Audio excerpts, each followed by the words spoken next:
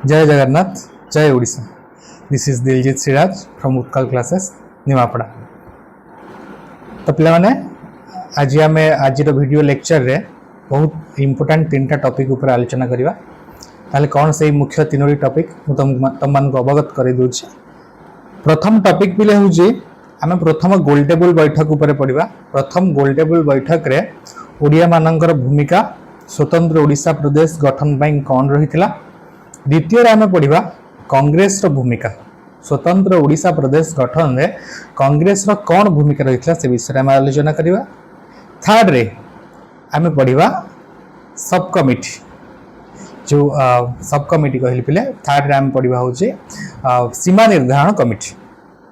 ठीक अच्छे ताहले ये जो सीमा निर्धारण कमिटी पिले आमर रहिला से सीमा निर्धारण कमिटी केमती ओडिशार सीमा को निर्धारण करथिला। ठीक अच्छे से विषय आम पढ़ा। आम जो प्रथम टॉपिक के आज आलोचना कहले प्रथम गोलटेबल बैठक तो माने समस्त जानिछ जे आम प्रति टॉपिक को इंटरैक्टिव करू ताको प्रश्न पचारू। सेमती आम प्रथम गोलटेबल बैठक अच्छी। फास्ट आम जानिबा प्रथम गोलटेबल बैठक कौन।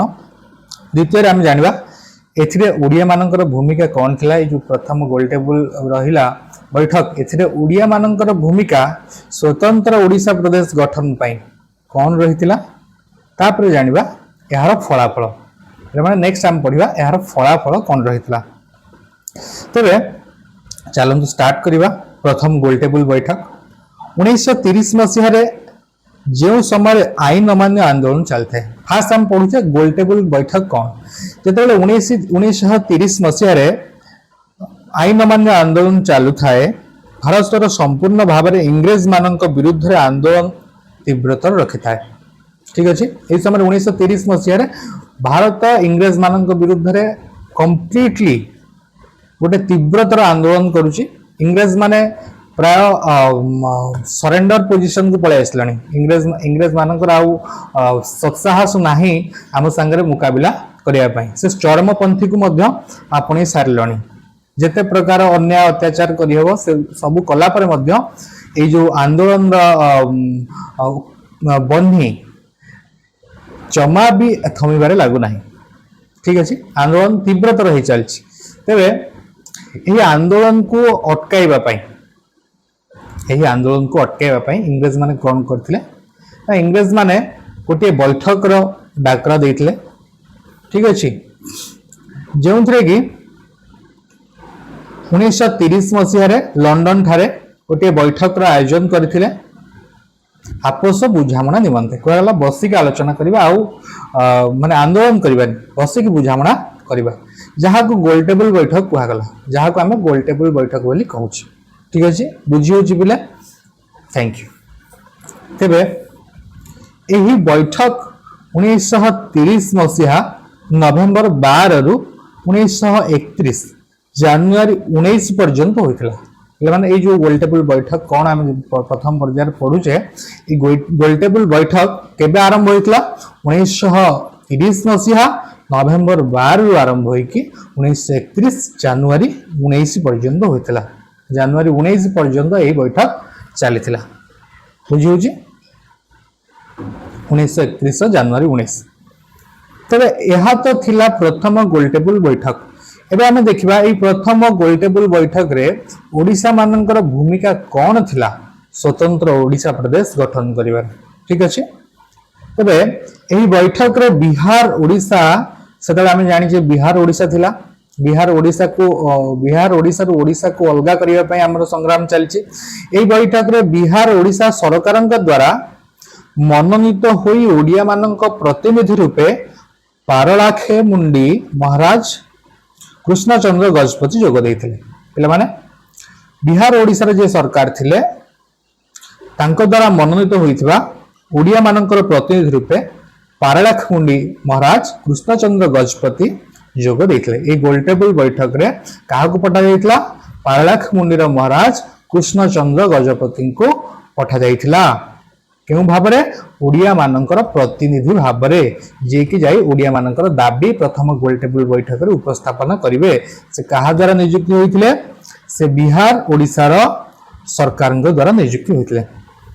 तेबे इंग्लैंड रे गोइटेबल बैठक रे ओ यह बाहर से दृढ़ भाव में ओडिया मान स्वतंत्र ओडिशा प्रदेश गठन दाबी उपस्थापन करते। गोलटेबल बैठक गोलटेबल बैठक बाहर से स्वतंत्र भाव में यह दाबी उपस्थापन करते किभली ओडिशा स्वतंत्र प्रदेश गठन कर संक्रांत से ओडिया मान दाबी और जुक्ति नामक एक पुस्तक बैठक रे प्रतिनिधि मानक वितरण करते। आ से कौन करते गोटे बैठक गोटे पुस्तक सॉरी गोटे पुस्तक ओडिया मानक दाबी और जुक्ति नाम रे सदस्य मानक बैठक सदस्य मानक वितरण करते।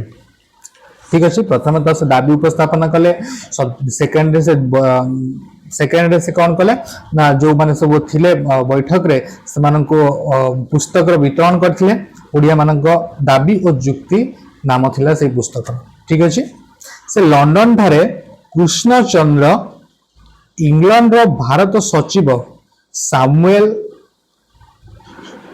होर्न को साक्षात करी ओडिया मानकर दाबी संपर्क में अवगत कराइथिले। से आउ कौन करथिले पुस्तक वितरण कले फास्ट रे कौन कले ना दाबी को उपस्थापन कले पुणी लंडन ठारे जाइकी भारतर जे सचिव थिले सामुएल होर्न को साक्षात करी ओडिशा मानकर दाबी संपर्क में अवगत कराइथिले।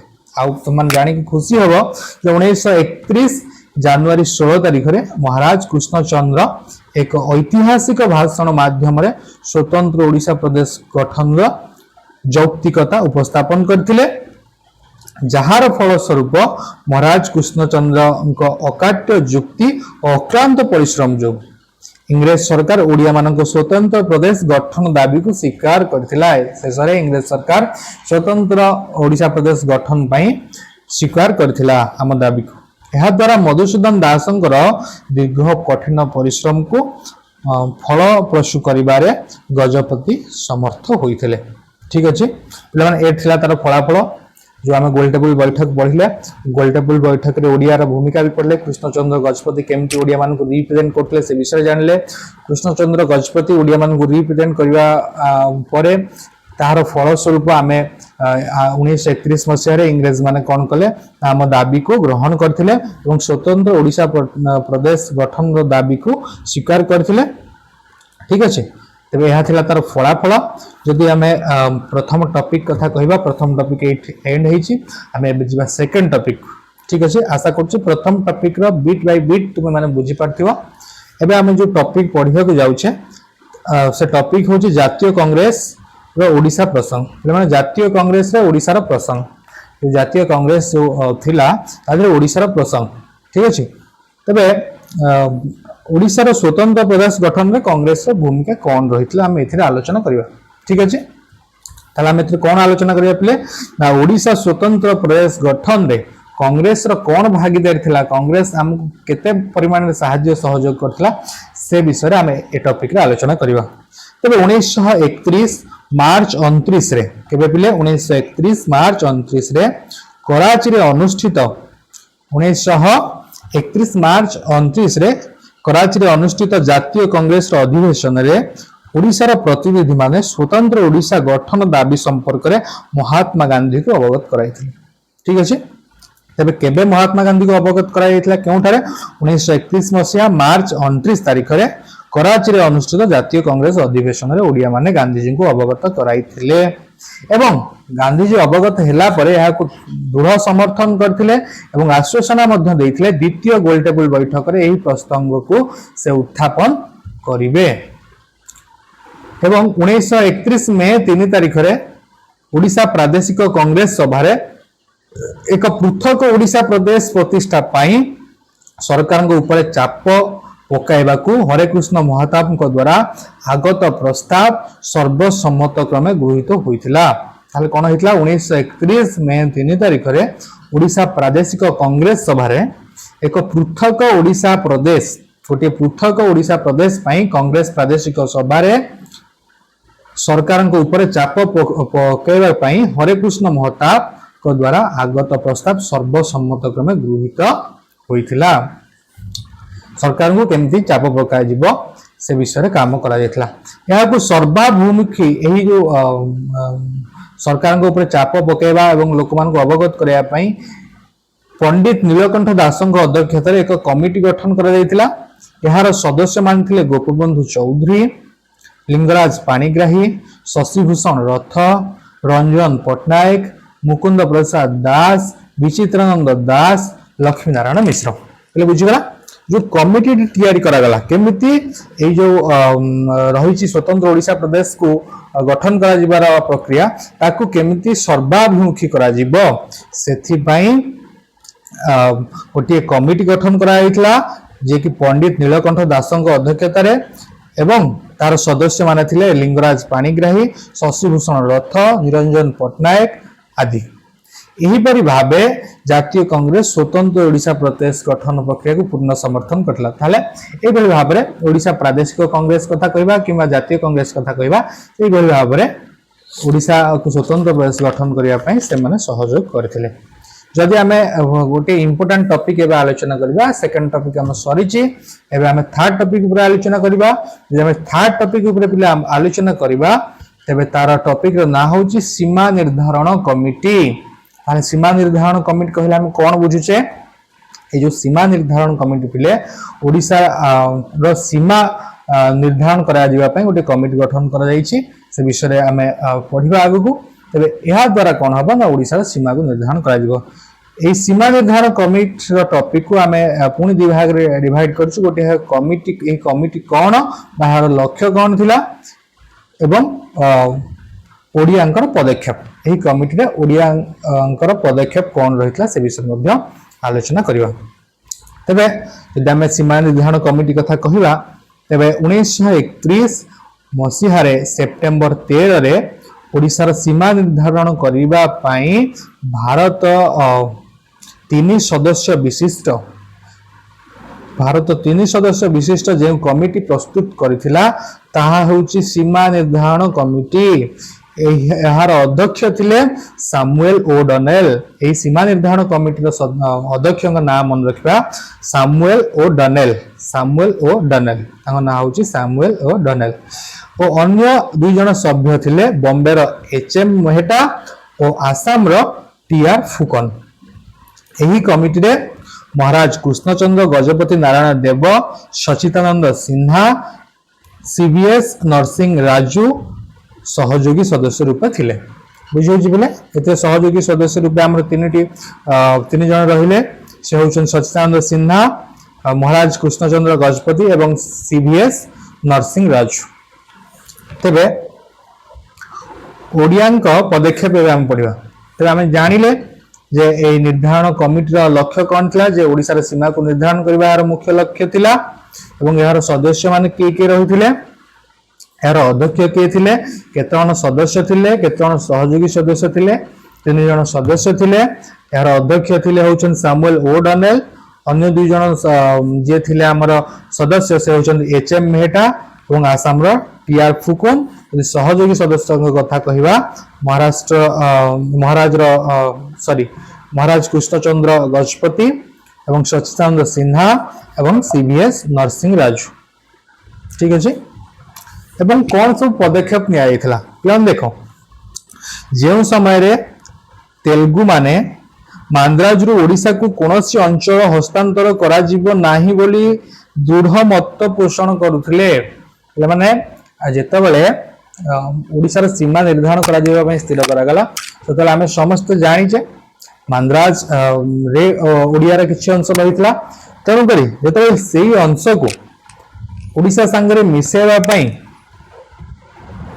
नियम करा गला बा प्रोसेस स्टार्ट करा गला से समय कोन हला मांद्राज रो जो तेलुगु माने थिले से माने दृढ़ मत माने या विरुद्ध दृढ़ मत प्रदान कले कहले नाही मिसा जाई परिबो नाही किंतु सही समय रे जो पारालाख मुंडी महाराज समर्थन एवं प्रेरणा रे पारालाख मुंडी रो ओडिया माने एवं पारालाख मुंडी उत्कल हितेश्वणी समाज रो सदस्य सभ्य माने ओडिसा रे पारालाख मुंडी को मिसाई देबा पई दृढ़ भाव रे ओ डनेल कमिटी आगे दाबी जणाई थिले ओ डनेल कमिटी आगे बा आमे जाह कहूची सीमा निर्धारण कमिटी ता आगे दाबी जणाई थिले तांको एवं महाराज तांको जमीदारी को ओडिशा रे मिसाइबा पई आपण चेष्टा करथिले पिलान देखो पूरा अंचल को न मिसेले नाही महाराज शेष एक कथा मध्य कहिथिले जे मो जमीदारी रे जेतिकी अंचल अछि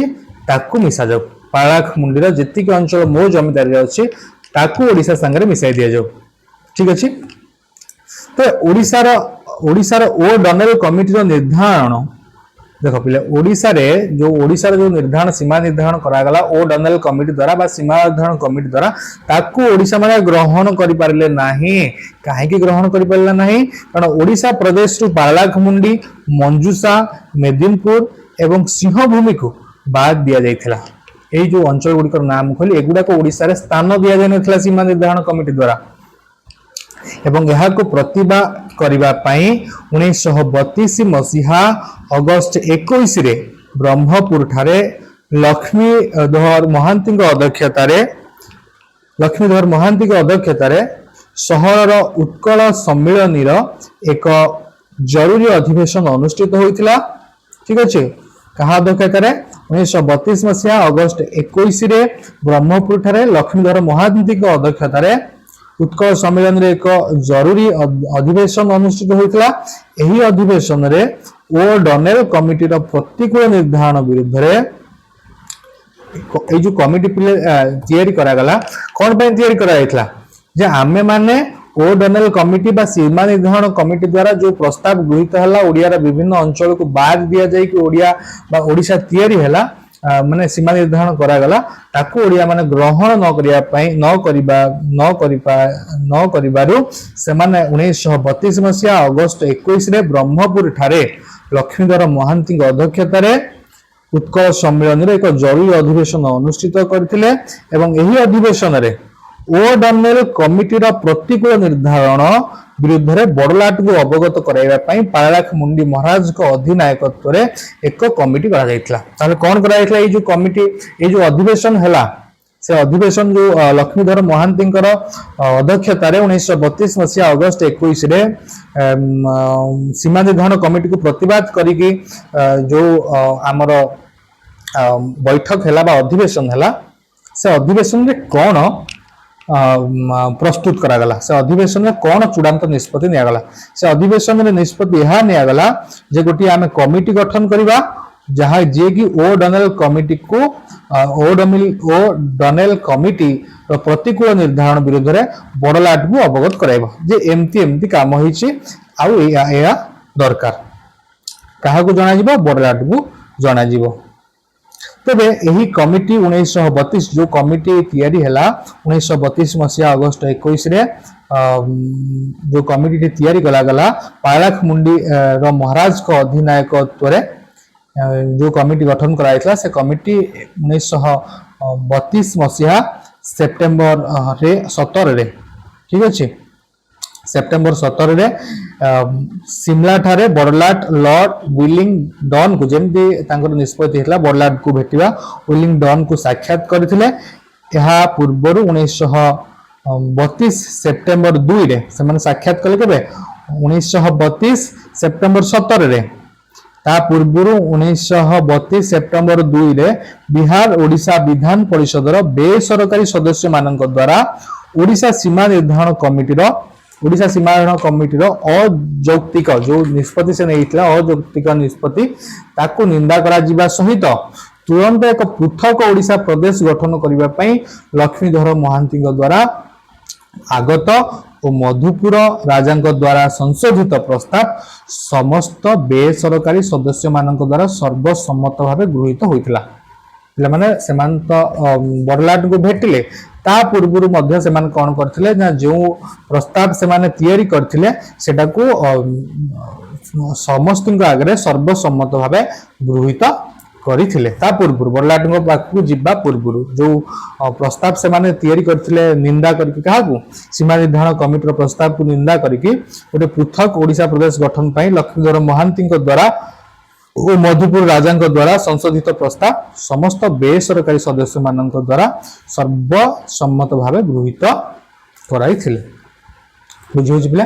ताले हम जो तीनटा टॉपिक आज आलोचना करिया पई डिसाइड करले से तीनटा टॉपिक हम डिसाइड करिचे आशा करुच्ची तुम मैंने समस्त बुझीपार ओवरऑल बहुत ही गोटे भल इंटरेस्टिंग टॉपिक थिला जे प्रथम आम पढ़िले आज कौन ना फास्ट आम पढ़िले केमती गोल टेबुल बैठक रहिला एवं गोल टेबुल बैठक कौन रहिला और गोल टेबुल बैठक रे ओडिया मानकर भूमिका कौन रहिला ठीक अच्छे एवं तार फलाफल कौन पड़िला एवं आम सेकेंड रे पढ़िले जातीय कांग्रेस रो ओडिशा स्वतंत्र प्रदेश गठन रे भूमिका कौन रहिला थर्ड रे फाइनली पढ़िले जतबेले ओडिशा स्वतंत्र प्रदेश गठन पई जतबेले गोल टेबुल बैठक रे प्रस्ताव आगत हैला बा से माने ग्रहण करथिला हम दाबी को जो सीमा निर्धारण कमिटी तैयारी करा गला थर्ड टॉपिक थिला से सीमा निर्धारण कमिटी रे केमती सीमा निर्धारण करा गला केमती हमर प्रतिवाद रहिला से विषय रे हम आलोचना कले तेबे नेक्स्ट वीडियो हम ए चैप्टर लास्ट वीडियो जो चैप्टर को हम कंप्लीटली सारिबा